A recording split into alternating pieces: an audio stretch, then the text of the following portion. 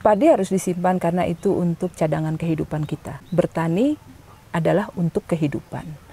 Kehidupan tidak untuk diperjualbelikan.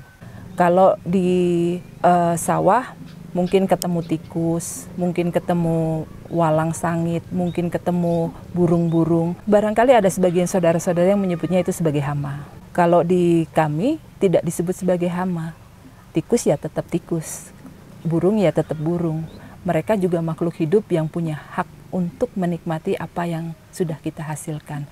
Kehidupan yang sudah dilahirkan oleh ibu bumi itu tadi juga boleh dinikmati oleh seluruh makhluk hidup.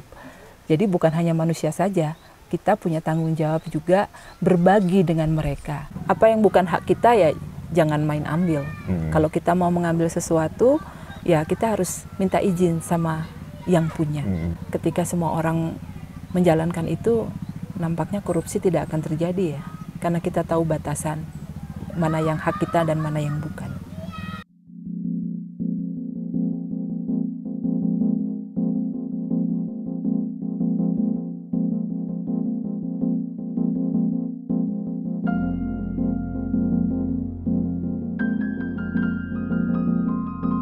Apa arti menjalankan perintah leluhur di era modern? Masih relevankah tradisi leluhur dalam menjaga peran perempuan tetap seimbang? Mengapa perempuan menjadi komponen utama dalam sistem ketahanan pangan? Dalam tradisi kasepuhan gelar alam, kesetaraan gender terwujudkan dari berbagai ritual yang dijalankan. Bagaimana perempuan dan laki-laki mempunyai peran tertentu yang sakral dalam menjalankan tradisi bertani berdasarkan ajaran Sunda Wiwitan. Kita akan berdialog dengan Ibu Umi Kusumawati, di mana kita akan mengeksplor secara filosofis tentang bagaimana pentingnya keberadaan perempuan dalam keseimbangan sosial, ketahanan pangan, dan juga untuk alam. Dan yang terpenting, mempelajari berbagai pesan leluhur gelar alam dalam menjaga kesetaraan, keadilan untuk manusia dan juga makhluk lainnya. Halo, selamat datang di Sabda Bumi. Kali ini kita di Kasepuhan Gelar Alam. Dan di sebelah saya ada Ibu Umi Kusumawati. Sehat Ibu? Alhamdulillah. Kali ini juga episode spesial. Episode ini didukung oleh Project Multatuli karena kita hari ini akan membahas tentang peran perempuan dalam pangan dan juga kesetaraan gender di masyarakat adat dan khususnya di Kasepuhan Gelar Alam. Ibu Umi, sebelum kita ngobrol lebih dalam lagi tentang peran perempuan dalam adat Kasepuhan Gelar Alam, mungkin boleh kenalin dulu pada penonton kita yang belum tahu Ibu Umi siapa. Nama saya Umi Kusumawati, seperti tadi disebutkan.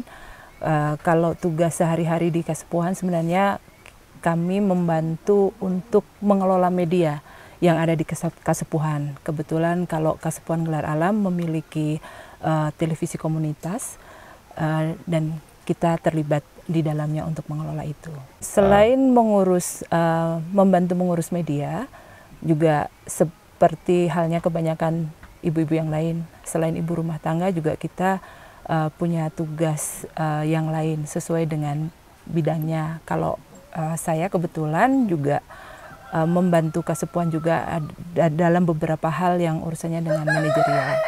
Masyarakat Kasepuhan Gelar Alam tuh biasanya sehari-hari ngapain aja sih Bu? Maksudnya kan kalau sekarang kan kita paling terkenal kan dalam berladang dan bertani gitu kan. Tapi secara apa ya kayak filosofi hidup dan filosofi keseharian tuh masyarakat ini ngapain sih? Kalau sebenarnya pada dasarnya kami ini adalah masyarakat yang menjalankan tatanan leluhur. Kita menjalankan dan meneruskan tradisi yang sudah diwariskan dari dulu, dan utamanya adalah urusannya dengan padi. Bertanam padi merupakan titipan dari leluhur yang kita jaga sampai hari ini. Jadi boleh dibilang semua warga di Kasepuhan Gelar Alam ini kehidupan utamanya adalah dari bertani. Bertani padi baik di ladang maupun sawah. Tetapi sekali lagi bertani padi bukan merupakan sumber mata pencaharian. Kalau mata pencaharian dalam artian sesuatu yang menghasilkan uang, kita bisa dapatkan dari hal-hal lain sesuai dengan kemampuan masing-masing orang. Tapi kalau bertani padi, lebih kita sebutnya bertani adalah untuk kehidupan. Berarti bertani itu sesuatu yang sakral gitu ya Bu? Betul sekali. Kalau disebut ibadah, iya. Kita juga menjalankan amanat yang dititipkan oleh para leluhur. Bertani padi juga kita jalankan secara tradisional. walaupun kami masyarakat adat yang tidak menutup diri terhadap kemajuan zaman, terhadap modernisasi, tetapi di sisi lain kita juga tetap menjaga apa yang menjadi titipan tetap seperti pakemnya. Jadi itu tidak dirubah. Ditambah boleh, merubah tidak.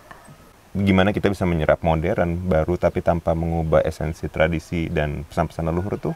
Apakah ada parameternya, Ibu Umi? Ada tatanan atau ada aturan-aturan yang dari sananya, dari leluhur dahulu sudah dipesankan, dan itu yang kita jalankan.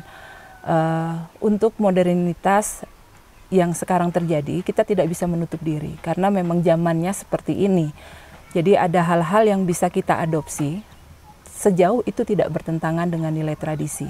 Misalnya ketika ada listrik, orang pasti akan senang ada sesuatu yang berubah lebih terang, kita bisa mengakses.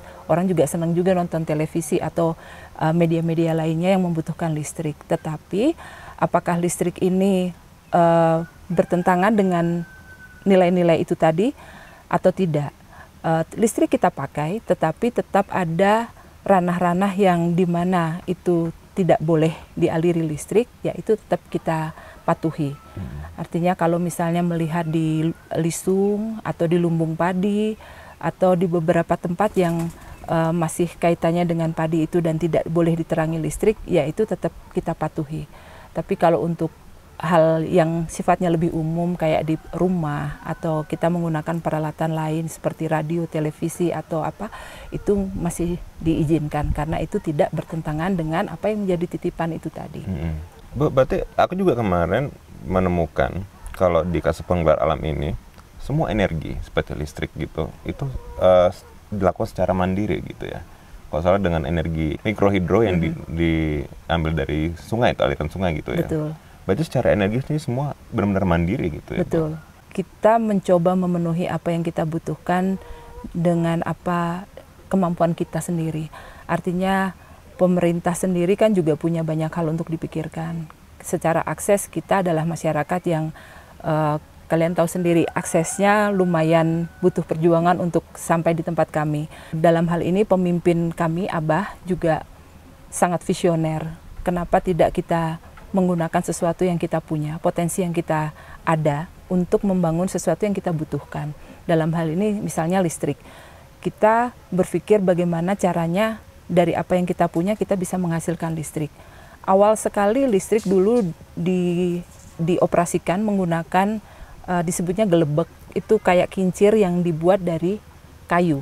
Sesederhana itu.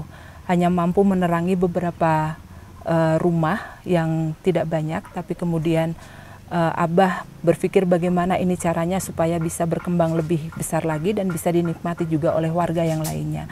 Dan gayung bersambut di tahun 97 ada lembaga yang namanya IBK dibantu dengan dari kedutaan Jepang sebagai fundingnya untuk membangun turbin di wilayah Cicemet, dan itu kemudian sekitar 50 kWh yang kemudian bisa menerangi lebih banyak lagi rumah. Dan itu dihasilkan dari aliran sungai.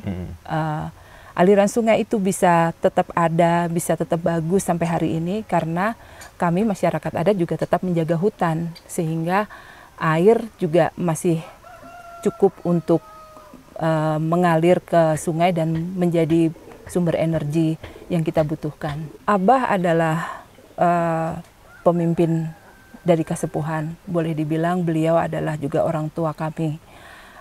Warga Kasepuhan kalau dalam terminologi kami disebutnya Incu Putu. Incu Putu, kita semua adalah anak-anak dari Abah itu sendiri. Dan Abah sebagai pemimpin juga representasi dari orang tua, dari seluruh warga. Jadi bila mana beliau punya peran yang sangat penting. Beliau juga pemimpin yang, kalau kami melihat beliau adalah pemimpin yang sejati karena sejatinya pemimpin itu kan melayani warganya, melayani rakyatnya, dan itu yang dilakukan oleh beliau. Jadi ada banyak hal yang beliau pikirkan itu untuk lebih kepentingan warganya. Apa yang bisa dilakukan untuk kebaikan dan untuk kemajuan seluruh warga tanpa kita meninggalkan nilai-nilai yang sudah dititipkan oleh para leluhur itu tadi. Benar. Oke. Aku tadi lumayan tersentuh Ibu bilang bertani adalah simbol kehidupan bagi masyarakat Kasepuhan Gelar Alam. Mungkin bisa kita elaborasi lagi Bu ya, maksudnya kalau dari pesan amanat leluhur dan apa yang telah dilakukan leluhur Gelar Kasepuhan, kenapa bertani itu menjadi elemen penting untuk kita menjadi manusia? Karena di dalam bertani itu kan sebenarnya ada banyak hal yang terjadi dan dilakukan. Bagaimana kita juga menghargai alam itu sendiri. Kita berguru kepada alam dan kita menyebutnya dalam bertani kan kita ada yang kita ikuti. Kita mengikuti Ibu Bumi Bapak Langit. Jadi ibu adalah tanah di mana tempat kita menumbuhkan, langit adalah yang memberi tanda kapan kita harus mulai bertaninya. Jadi buat kami masyarakat adat di Gelar Alam, kami hanya bertani padi setahun sekali. Setahun sekali. Mengikuti petunjuk dari Bapak Langit atau dari kalau istilah modernnya ada rasi bintang yang kita ikuti, yaitu yang kita pakai adalah Kidang dan Kerti. Kalau dalam terminologi orang Sunda, tapi kalau dalam bahasa umumnya barangkali bisa dikenal dengan Orion dan Pleiades. Itu yang menjadi patokan kapan kita bisa melakukan menanam padi. Alam sendiri sudah mengatur kapan sebenarnya kita bisa menanam, kapan apa yang menjadi hak manusia, dan kapan waktu yang menjadi hak makhluk yang lainnya. Dalam hal ini adalah binatang-binatang itu tadi. Jadi dalam bertani kita karena berguru kepada langit dan kita menghargai Ibu Bumi, jadi itu hanya dilakukan 1 tahun 1 kali. Aku dengar juga kalau dalam konteks tanah itu padi itu semacam tanah itu semacam ibu dan padi itu ada sosok Dewi Sri gitu ya Bu. Mungkin Ibu boleh ceritain sedikit nggak kayak kan dari yang elemen bapak terus menggabungkan dengan elemen ibu di tanah gitu dan akhirnya melahirkan sebuah padi gitu. Iya. Lebih tepatnya ketika bapak sudah memberi petunjuk kapan waktunya kita harus melakukan penanaman, Ibu Bumi siap untuk ditanami. Disitulah pertemuan antara bapak dan ibu yang akan kemudian melahirkan kehidupan. Karena yang kita tanam adalah padi, konsepnya mungkin dibilang Dewi Sri itu tadi ya. Dewi Sri dalam konsep kami lebih melihat pada konsep keseimbangan. Keseimbangan antara si pemberi hidup dan yang diberi hidup. Tetapi dua kesatuan ini tidak bisa dipisahkan. Artinya padi hidup oleh manusia, manusia juga dihidupi oleh padi. Jadi keduanya adalah melakukan simbiosis mutualisme yang tidak bisa dipisahkan satu sama lain. Oleh sebab itu kita juga menghargai ibu yang melahirkan, karena kalau gampangnya kita lihat di mana ada ibu melahirkan 2 kali dalam 1 tahun, kan tidak ada. Jadi ketika kita butuh waktu beberapa saat untuk menanam, setelah itu kita membiarkan ibu untuk beristirahat, memulihkan dirinya, untuk menyiapkan dirinya untuk penanaman berikutnya, untuk melahirkan kehidupan yang lebih baik lagi di tahun berikutnya.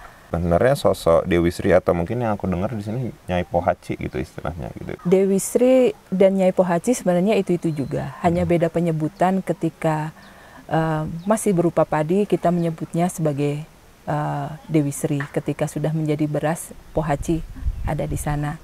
Tapi sebenarnya itu juga. Kalau itu tadi kembali lagi bahwa mungkin banyak berkembang mitos tentang Dewi Sri yang berasal dari ini dan itu, tetapi kalau di kami lebih ke itu tadi konsep keseimbangan, karena pada dasarnya Kasepuhan Gelar Alam ini juga dikenal sebagai Kasepuhan Pancer Pangawinan, di mana mengawinkan dua sisi itu tadi. Jadi kalau dalam kehidupan kan kita mengenal ada dua sisi, kiri kanan, atas bawah, hitam putih, yang baik dan tidak dan sebagainya, modern dan tradisinya itu dikawinkan. Demikian juga Dewi Sri itu tadi, Dewi dari kata Dwi, Sri atau Seri, yang artinya dua yang seimbang. Ada yang dihidupi, ada yang menghidupi, ada yang menerima, ada yang memberi. Jadi itu tadi, Dewi Sri buat kami lebih kepada konsep keseimbangan. Ada si padi, ada manusianya. Dan kedua-duanya harus seimbang, karena padi tanpa manusia juga siapa yang akan memanfaatkan? Manusia tanpa itu juga kita juga tidak bisa hidup. Jadi simbol siklus kehidupan itu sendiri, bahwa sebenarnya kita semua tuh alam gitu Ibu ya. Iya, Tidak pernah akan terpisah. betul, betul. Setelah padi sudah kita panen, itu kan ada banyak berbagai komponen ritual ya gitu ya. Dan akhirnya padi-padi tersebut juga dimasukkan ke dalam leit gitu kan. Dan akhirnya dalam leit ini kan juga terkumpul banyak dan itu menjadi ketahanan pangan gitu kan. Mungkin sebelum bahas detail berbagai ritual lainnya, aku pengen tahu kenapa peran leit yang di dalam kasepuan ini, kenapa padi-padi itu harus banyak disimpan gitu Bu? Iya, padi harus disimpan karena itu untuk cadangan kehidupan kita. Sekali lagi kan bertani adalah untuk kehidupan. Kehidupan tidak untuk diperjualbelikan. Kalau kita sudah menjual kehidupan, artinya apa? Tetapi bahwa padi yang kita hasilkan, kita simpan di lumbung padi untuk kehidupan kita di tahun-tahun mendatang. Pada tahun 2017 Abah pernah mengatakan bahwa stok padi yang ada di Kasepuhan cukup untuk 95 tahun ke depan. Dengan asumsi bahwa di setiap tahun masih menanam. Jadi artinya itu akan selalu ada surplus setiap tahunnya. Dengan jumlah yang kita hasilkan, dengan jumlah konsumsi warga itu masih ada. Walaupun secara matematika barangkali agak berbeda ya. Karena kalau secara matematika mungkin masuk 10, keluar 10 mestinya habis. Tapi kita biasanya di sini 3-4 tahun kemudian orang akan bikin lumbung baru untuk menyimpan padi-padi yang kita hasilkan. Tetapi sekali lagi bahwa apa yang menjadi kehidupan kita itu tidak hanya dinikmati oleh kita sendiri, tetapi juga bisa dinikmati oleh yang lainnya. Dalam artian kalau di sawah mungkin ketemu tikus, mungkin ketemu walang sangit, mungkin ketemu burung-burung. Barangkali ada sebagian saudara-saudara yang menyebutnya itu sebagai hama. Nah, hama itu kan konotasinya sesuatu yang merusak gitu kan. Kalau di kami tidak disebut sebagai hama. Tikus ya tetap tikus, burung ya tetap burung. Mereka juga makhluk hidup yang punya hak untuk menikmati apa yang sudah kita hasilkan. Kehidupan yang sudah dilahirkan oleh ibu bumi itu tadi juga boleh dinikmati oleh seluruh makhluk hidup. Jadi bukan hanya manusia saja, kita punya tanggung jawab juga berbagi dengan mereka. Itu sebabnya Bapa Langit mengajarkan kapan waktunya dan kita harus patuh. Ketika kita melanggar waktu yang sudah ditetapkan, kemudian ada makhluk-makhluk lain yang membutuhkan, kita menganggapnya, wah ini hama. Di tempat lain barangkali kemudian pestisida akan berbicara untuk meminimalisir perkembangan mereka. Tapi kami di sini tidak, karena pestisida membunuh kehidupan. Dan kehidupan sekali lagi kan tidak boleh dibunuh. Jadi kita harus rela berbagi, kita harus ikhlas berbagi dengan sesama makhluk hidup. Yang artinya bukan hanya manusia tetapi juga binatang dan yang lainnya yang membutuhkan itu tadi. Ibu kalau melihat sistem pertanian yang ada di urban, yang modern mungkin konteksnya, dengan proses yang dilakukan Kasepuhan yang tradisional, apa saja perbedaan paling terbesar yang Ibu lihat? Gitu? Perbedaan terbesar tentu saja dari waktu penanaman. Kita hanya melakukan penanaman 1 kali karena alam mengajarkan seperti itu, dan kita juga menghormati ibu bumi untuk memberi waktu beliau beristirahat gitu. Tetapi di luar bumi sudah dieksploitasi. Orang menanam bisa lebih dari 2 atau 3 kali bahkan dalam setahun. Konsekuensinya adalah penggunaan pupuk dan pestisida. Kenapa pestisida sampai digunakan? Karena mereka menanam di luar waktu yang seharusnya. Waktu berkembangnya makhluk hidup yang lain, kita tetap menanam. Ketika mereka memakan apa yang kita tanam, kita menganggap itu sebagai hama dan kemudian pestisida berbicara. Kalau di sini karena kita masih berguru kepada alam, jadi ketika makhluk yang lainnya berkembang, kita sudah selesai menanam. Kalaupun ada sisa-sisa yang masih tertinggal, yaitu hak mereka untuk mereka makan, untuk mereka nikmati, seperti itu. Dan 1 kali 1 tahun buat kami cukup. Dan nyatanya memang selalu surplus. Dan kenapa setiap orang punya lumbung padi minimal 1, bahkan ada yang punya lebih dari itu kan. Tetapi saudara-saudara yang di luar, kenapa itu tidak bisa dilakukan? Ya karena banyak faktor juga ya. Artinya barangkali lahan pertanian sudah semakin sedikit, jumlah konsumsi yang dibutuhkan jauh lebih banyak. Jadi mau tidak mau intensifikasi dibutuhkan, walaupun ada konsekuensi lainnya, yaitu adalah ibu bumi menjadi sakit dan pada satu titik ibu bumi sudah tidak bisa ditanami lagi. Dan ketika itu terjadi, apa yang akan disebutkan nanti ketika seorang tidak lagi menemukan atau bisa dengan mudah mendapatkan kebutuhan pangan mereka. Apakah Ibu melihat itu karena kayak kita di kota memang karena kehilangan proses produksi yang dengan pertanian dan kita tidak melihat pangan secara langsung tumbuh gitu. Jadi itu yang membuat hubungan kita tuh putus gitu Bu ya. Sebenarnya cukup kompleks ya, karena kita juga tidak bisa memungkiri bahwa ada sektor-sektor lain yang juga dibutuhkan untuk mendukung kehidupan. Kalau semua orang bertani ya nampaknya juga saat ini, zaman sekarang ini itu tidak mungkin. Hanya saja bagaimana kita tetap bijaksana menghormati alam itu tadi. Jadi bijaksana dalam artian kita tetap bisa hidup dengan baik tanpa harus memikirkan segala sesuatunya diindustrialisasi. Jadi kalau di kota bukan hutan yang ditumbuhkan, tetapi lebih banyak mall dan pusat-pusat perbelanjaan yang ditumbuhkan. Dan itu kan menghancurkan bumi sebenarnya. Pada akhirnya kalau kita belajar dari kasus COVID kemarin, di mana kemudian lockdown, banyak saudara-saudara kita yang kesulitan mendapatkan pekerjaan, sementara hidupnya tergantung dari apa yang dia kerjakan. Nah, sebenarnya dari situ kita bisa belajar. Buat kami masyarakat adat dimanapun, ketika COVID terjadi itu tidak berdampak. Karena kita bisa memenuhi semua yang kita butuhkan oleh kami sendiri. Kita melihat cukup prihatin juga melihat saudara-saudara yang di kota, yang terlebih mereka bisa makan kalau mereka bekerja. Sementara ketika COVID terjadi, apa yang biasanya mereka lakukan kan dibatasi. Jadi itu cukup menyedihkan.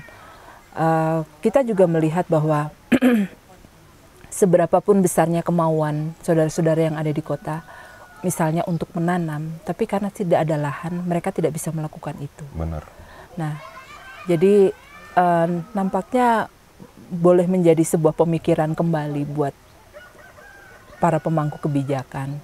Kenapa tidak di kota lebih diperbanyak ruang hijau yang memungkinkan tanaman tumbuh dengan lebih baik gitu, udara segar bisa dipasok dengan lebih baik, karena sejatinya alam itu juga memberikan manfaat yang beribu-ribu jauh lebih baik daripada sekedar hutan-hutan beton yang ada. Karena kalau semua kembali ke atau lebih mementingkan industri, pada kenyataannya seperti COVID kemarin menjadi pembelajaran buat kita semua. Banyak orang yang akhirnya terpaksa harus kembali ke kampung, dan tapi itu juga bagus juga ya, orang kembali ke kampung dan dia akhirnya melihat sesuatu yang ternyata di kampung sebenarnya lebih baik. Karena kecukupan itu sebenarnya tidak melulu soal materi sih. Cara alam untuk memperingatkan manusia sebenarnya bahwa sebanyak apapun uang yang kamu miliki, pada akhirnya COVID itu kan sesuatu yang nggak terlihat, tapi nyatanya semua orang ketakutan karena itu gitu. Jadi sebenarnya itu mengingatkan bahwa kita sebagai manusia nggak bisa bersombong diri, bermegah diri hanya karena kita bisa membangun ini itu, menghasilkan ini itu. Pada kenyataannya dengan sesuatu yang tidak kelihatan pun kita ketakutan gitu kan. Kalau itu sebenarnya menjadi pengingat juga bahwa dengan seperti itu mengingatkan kita untuk melihat kembali bahwa sebenarnya ada kekuatan yang jauh lebih besar di balik itu. Ini aku mungkin mau nanya sedikit tentang peran perempuan dalam Kasupan Gelar Alam. Jadi aku ada baca artikel di Project Mutatuli, di masyarakat Bono Keling di Jawa, ada tradisi itu kalau peran perempuan dan laki-laki itu setara, dan itu terwujudkan dalam ritual-ritual, komponen-komponen ritual mereka gitu kan. Yang laki-laki melakukan peran tertentu dan perempuan ada juga melakukan peran tertentu yang hanya mereka bisa lakukan gitu dalam peran gender gitu kan. Jadi sebenarnya kesetaraan dalam masyarakat adat tuh memang ada dan udah dipraktekkan berabad-abad oleh para leluhur gitu. Dan aku ingin tahu Bu, kalau di kesepuhan luar alam, peran perempuan dan kesetaraan gender itu bagaimana Bu gitu dilakukannya gitu? Menarik kalau ngomong kesetaraan peran ya. Sebenarnya kalau buat kami masyarakat di sini, kesetaraan gender itu tidak ada masalah. Karena sejatinya laki-laki dan perempuan itu punya peran yang seimbang, punya peran yang equal dalam berbagai aspek kehidupan.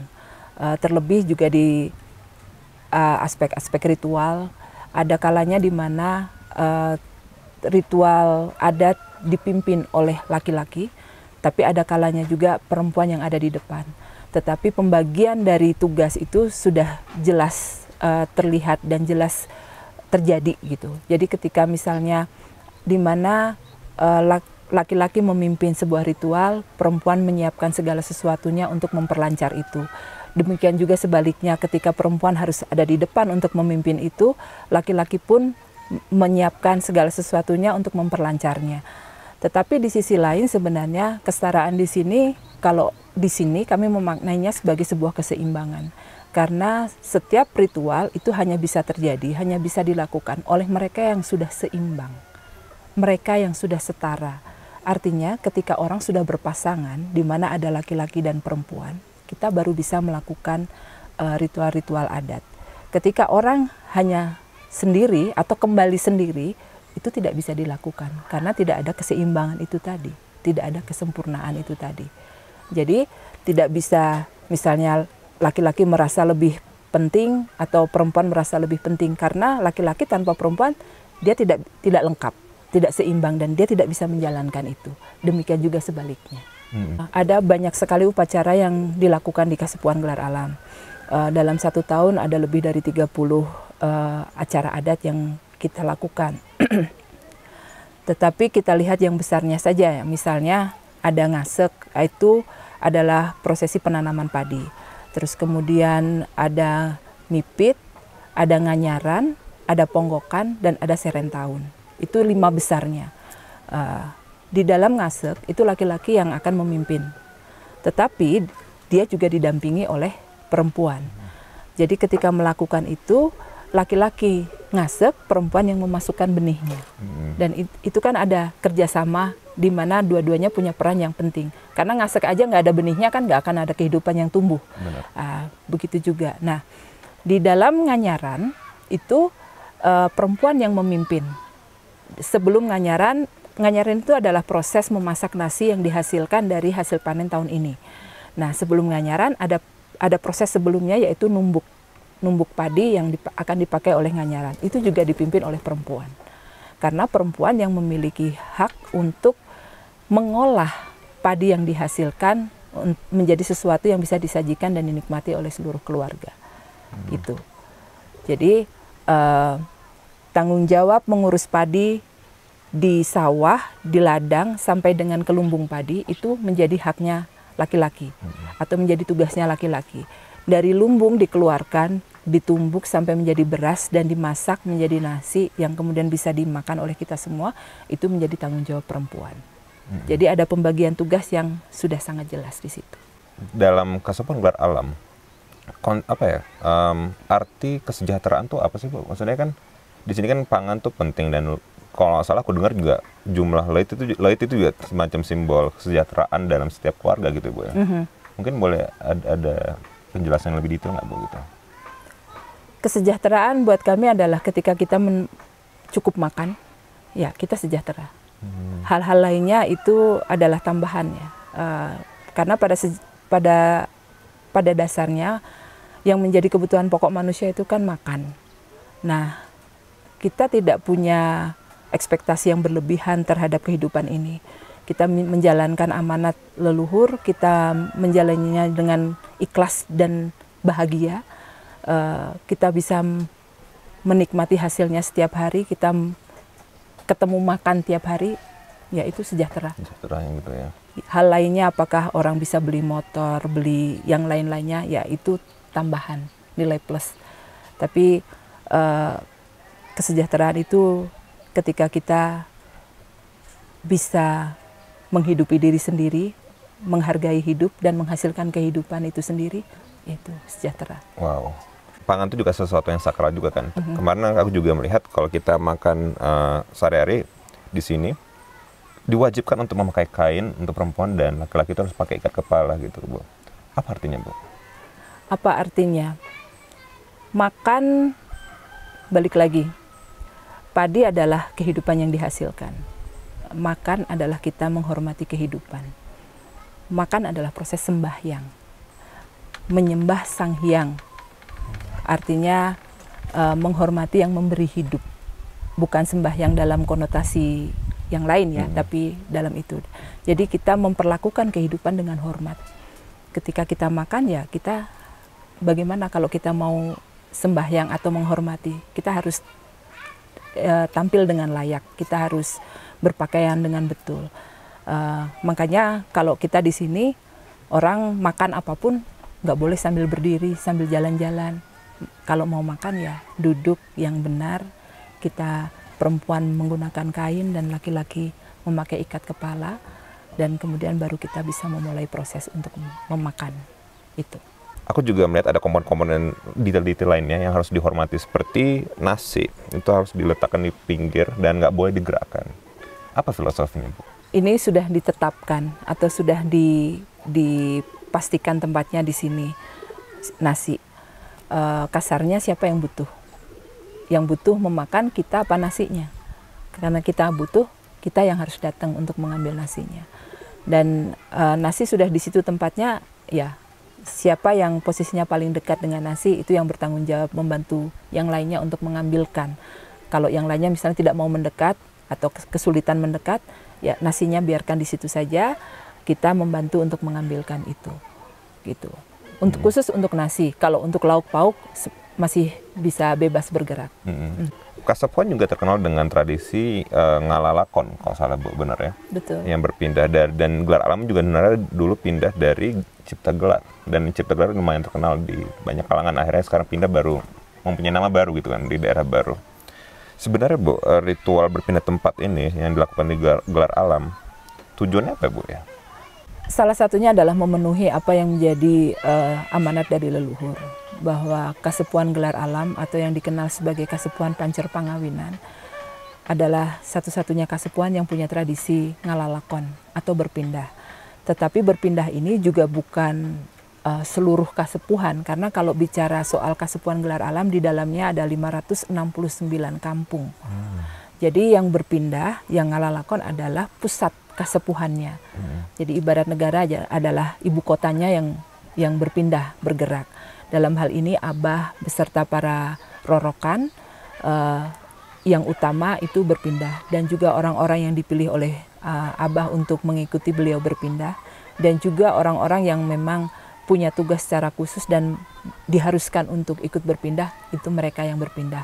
Yang lainnya itu mah terserah, mau mengikuti silahkan, tidak juga tidak masalah. Nah, contohnya seperti ketika kasepuhan bergeser dari Cipta Gelar ke Gelar Alam, ada sebagian warga yang ikut berpindah ke Gelar Alam, tapi ada juga sebagian besar lainnya masih tetap tinggal di kampung sebelumnya. Dan kalau untuk konteks ladang, itu juga harus berpindah ya, Bu? Nggak boleh di satu tempat yang sama dalam jangka waktu yang... Betul. Apa ya?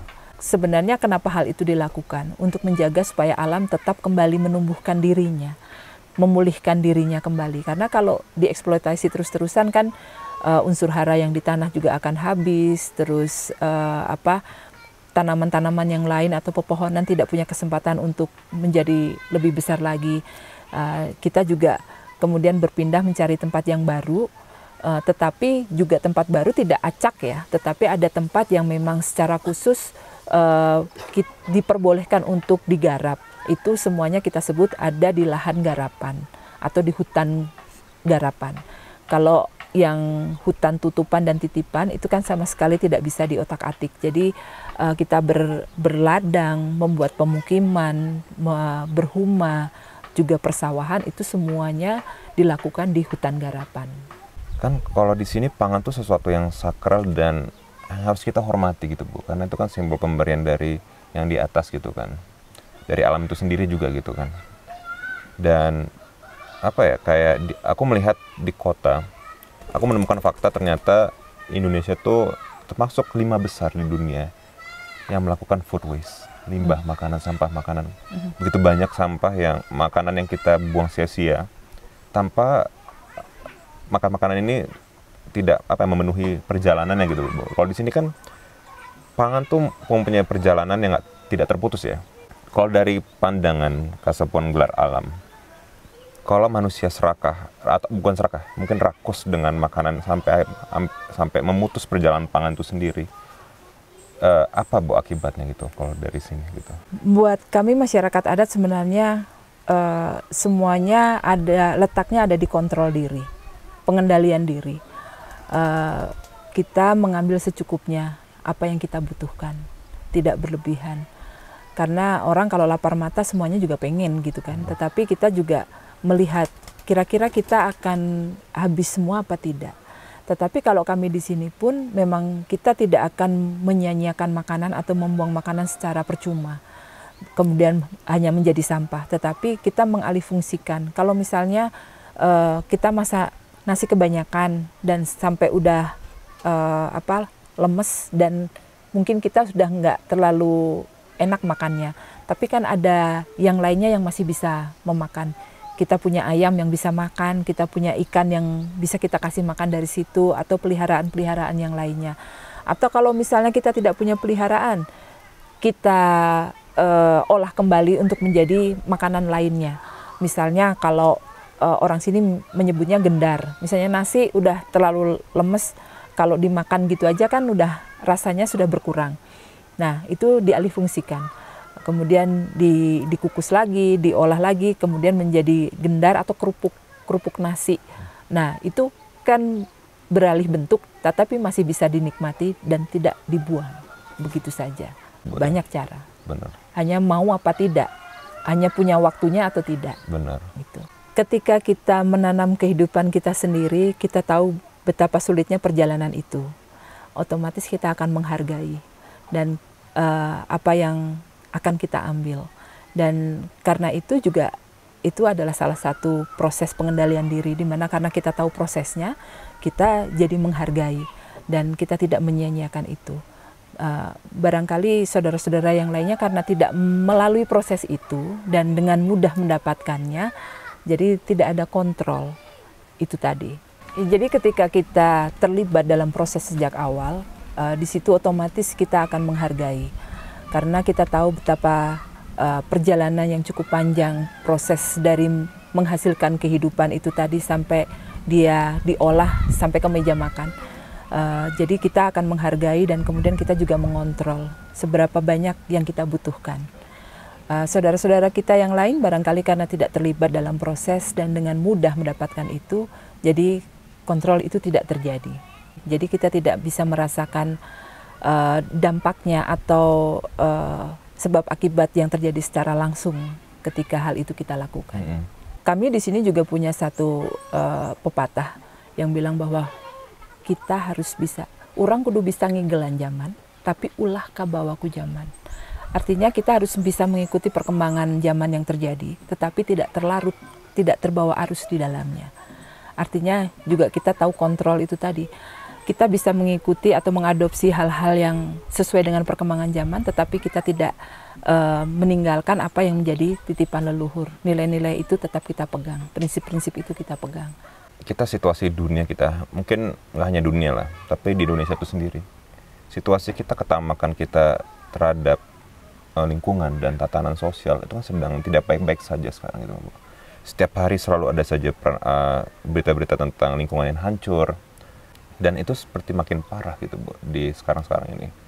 Dan kalau dari Kesatuan Gelar Alam melihat situasi di luar sana gitu, kita yang di kota di Indonesia ini, ada nggak, Bu, kayak semacam kayak respon dan atau mungkin kayak ramalan atau sesuatu yang bakal bisa terjadi kalau misalnya kita tidak mengenal batasan? Ya, sebenarnya ini kan proses kehidupan. Ketika manusia kemudian kehilangan kontrol atas dirinya dan kemudian tidak menghargai alam sebagai sumber penopang kehidupan kita, pada akhirnya ketika bumi sudah merasa lelah, dia akan melakukan pembaharuan diri, atau kita menyebutnya sebagai recycle, atau orang mengenalnya sebagai kiamat. Kiamat mungkin tidak terjadi secara bersamaan di semua tempat, tetapi kiamat-kiamat kecil yang terjadi, dan itu sudah terjadi. Di banyak tempat banyak terjadi bencana yang notabene diakibatkan dari kesalahan manusia, misalnya banjir, longsor, dan sebagainya. Ya, karena kita sudah lupa menghormati si penopang kehidupan, yaitu alam itu sendiri.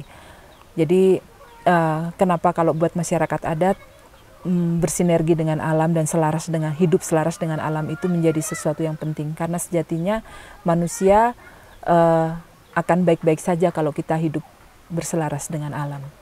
Dari pandangan Ibu sendiri, masih ada harapan nggak, Bu? Harapan mestinya ada. Kita melihat bahwa semakin banyak orang yang tercerahkan untuk melihat hal-hal semacam itu. Hanya saja pergerakan-pergerakan kecil itu sudah dimulai, tetapi apakah jumlahnya cukup signifikan untuk mengcover yang lainnya atau tidak, ya itu yang kita lihat kemudian gitu.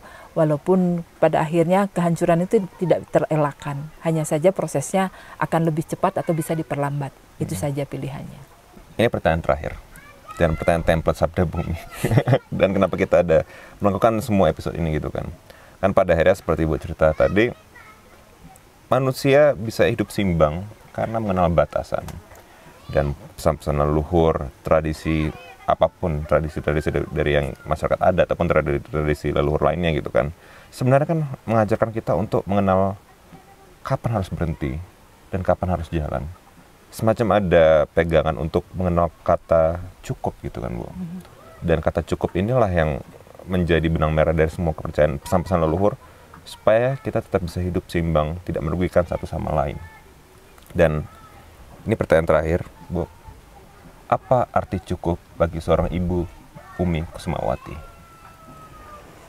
Arti cukup buat saya pribadi adalah ketika saya bisa mensyukuri apa yang saya dapatkan, itu buat saya adalah cukup. Karena kalau mengejar keinginan nggak akan pernah ada selesainya. Tetapi bagaimana kita mensyukuri atas semua hal yang telah kita lewati dan kita dapatkan, kehidupan baik yang kita jalani, ya sudah cukup. Dan buat kami di sini ada satu pepatah yang mengatakan bahwa ai teu bisa kudu bisa, ai geus bisa ulah bisa, ai teu nyaho kudu nyaho, ari geus nyaho ulah nyaho. Artinya kita harus belajar segala hal supaya kita bisa semua hal. Kita harus tahu semua hal supaya kita mengetahui. Dengan begitu kita akan mengetahui batasannya.